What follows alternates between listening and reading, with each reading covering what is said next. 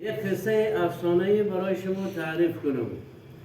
بود نبود بود کار بود، به خوردن تیار بود، به کار کردن بیمار بود. اون چی الماس، اون پودی کرباس. رفتم به یامن، اون دختر داد به من. من داماد او خسور من. گوش کن و گپ نزن. بود نبود یک پادشاه بود. پادشاه از نوع شما خداوند عالم بود. این پادشاه هر شب با لباس مبدل میرفت تو شهرها، پشتای خانه های مردم گوش میداد که کی خوبی های مرا تعریف میکنه و کی بدی های مرا تعریف میکنه. خب شبها گذشت، رفت پشت سر یک خانه که 3 تا دختر بودن، 3 تا خواهر با هم بودن. این 3 تا خواهر یکیش 2 تا بچه داشت، یکیش هم که شوهر کرده بود، شوهرش مرده بود، بیوه بود. اون خواهر کوچکش فقط دختر بود، تا اون شوهر نکرده بود. بعد این دختر خواهر بزرگش گفت خدایا صبح بلند شدم که پادشاه جنت مکو پادشاه برای من 1-2 خروار گندمی با یک مقدار روغنی با یک دانه گوسفند خوب بده که من همین زمستان این 2 تا یتیم خود را از زمستان بگذارم.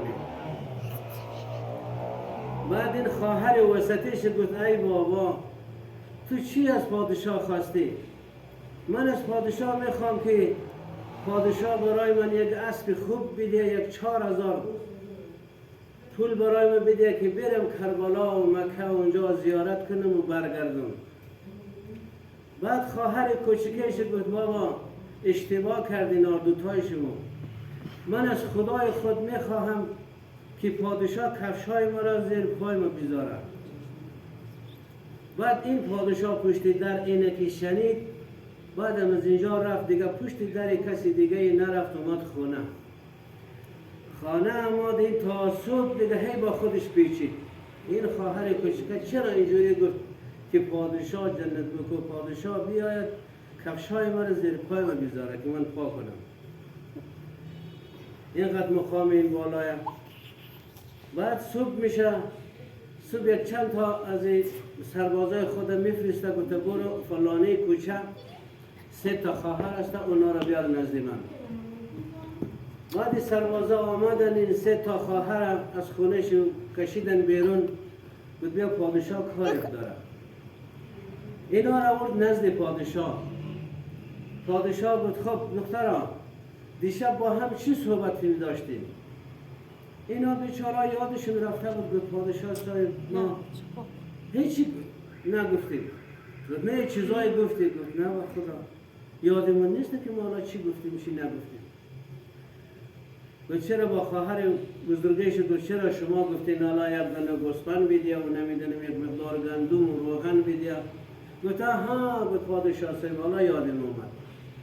گفت شما گفتین که من گفتم که 2 خروار گندم با یک دانه گوسفند و یک مقدار روغن بده که من این یتیما را از زمستان بگذارم و وقت خوشی. خب باز این سربازایش گفت این خانوما را ببر 2 خروار گندم برایش بده با یک دانه گوسفند با 1 چهارمنه روغن برایش بده. این برد روغن و گندم این برایش داد با خانهش رساند. خواهر وسطه را بود که شما چی گفتین؟ گفت من گفتم پادشاه صاحب اگر ببخشی اگر بکشی مرا. من گفتم که 4000 پول برای من بده، 4000 پول افغانی با یک دانه اسب خوب تا برم به کربلا و مکه اونجا را زیارت کنم و برگردم. خزانه دارا بود برو 4000 افغانی برای ازی بده و کماندارا بود برو از کمن اسب بگیر یک اسب خوب برای ازی دختر بده که این برو زیارت کنم. خواهر کوچکه را گفت خب شما چی گفتین؟ این خواهر کوچکش گفت پادشاه صاحب اگر ببخشی اگر بکشی مرا من راستشم بود. من گفتم پادشاه دیگه کیه؟ من از خدای خود میخوایم که پادشاه جنت مکو پادشاه کفشای مرا پیش پای من بذاره که من پاک کنم.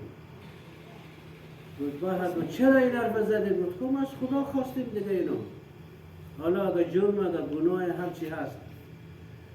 بعد دو تا جلاد خبر کرد گفت بیا این دختر ببر با پاره کوه، اینه بکش و از لباسایش رو با خونش رنگین کن، از خونش یه شیشه برام بیار که من بخورم.